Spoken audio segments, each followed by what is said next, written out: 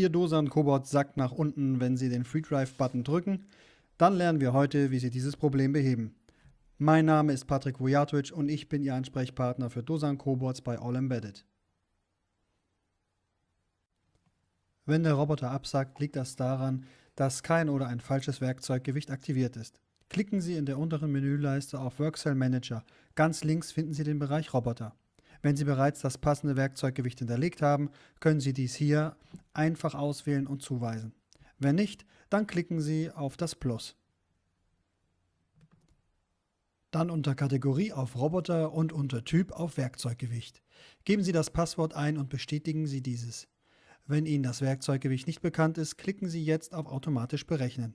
Achtung, nun fängt der Roboter an, sich nach einem vorgegebenen Muster zu bewegen und das Werkzeuggewicht selbstständig zu ermitteln. Dies ist daran erkennbar, dass die Zustandslampe am Flansch sich auf Gelb geändert hat und blinkt. Wenn Sie Ihr Werkzeuggewicht bereits wissen, dann ist die automatische Berechnung nicht nötig und Sie können das Gewicht ohne Berechnung direkt in das entsprechende Feld eintragen und mit der Bestätigung fortfahren, wie es hier im Video gleich gezeigt wird. Sobald die Berechnung beendet ist, wird eine Meldung auf dem Teach-Panel angezeigt und der Roboter leuchtet am Flansch blau.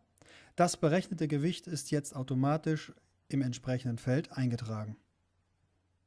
Klicken Sie auf Vorgabe und bestätigen Sie mit OK. Wenn Sie, wie hier gezeigt, vergessen haben, das Häkchen bei Vorgabe bestätigen auszuwählen, erhalten Sie einen entsprechenden Hinweis. Sie haben die Möglichkeit, hier auch einen Namen für das Werkzeuggewicht einzutragen.